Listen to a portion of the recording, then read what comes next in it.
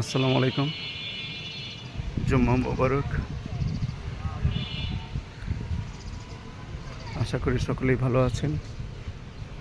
আমিও আছি আল্লাহর রহমতে মোটামুটি ভালো।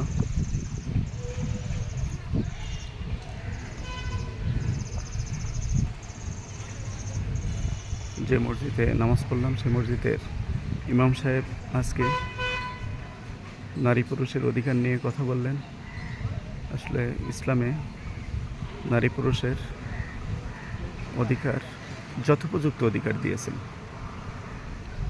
আমরা যদি সবাই মেনে চলি তাহলে নারী পুরুষ কেউ যার যার অধিকার থেকে বঞ্চিত হবেন না।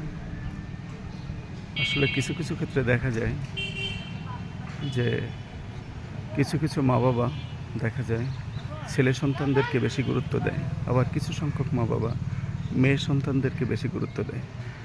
আমার যেটা মনে হয় সন্তানই প্রত্যেকেরই গুরুত্ব আছে।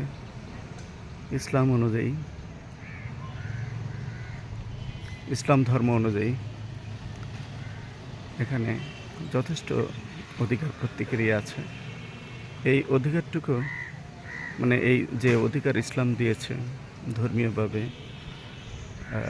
কোরআন শরীফে যেটা উল্লেখ আছে, হাদিসে যেটা উল্লেখ আছে, সেটা অনুযায়ী চললে আমার বিশ্বাস নারী পুরুষ কারোই অধিকার বঞ্চিত হওয়ার সম্ভাবনা থাকে না।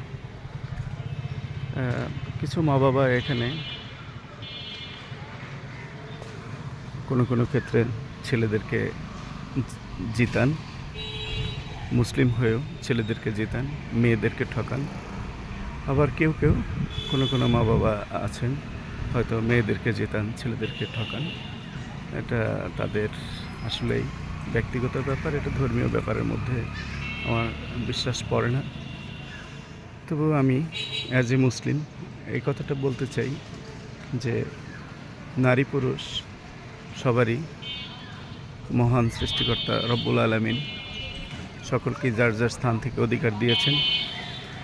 আমরা জীবনে বিশেষ করে আমার দিক থেকে আমি কখনোই বলবো না যে মা বাবা কারো অবদান আমাদের প্রতি কম আছে।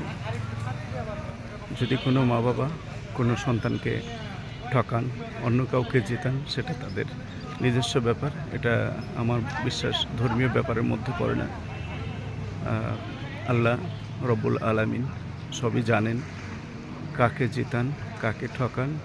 আর ছেলেমেয়েরা না দেখলেও অন্ততপক্ষে সৃষ্টিকর্তা আল্লাহ দেখেন। এর বাইরে আমার তেমন কিছু বলার নেই। ঠিক আছে, সকলেই ভালো থাকুন। অনেক ধন্যবাদ। আসসালামু আলাইকুম।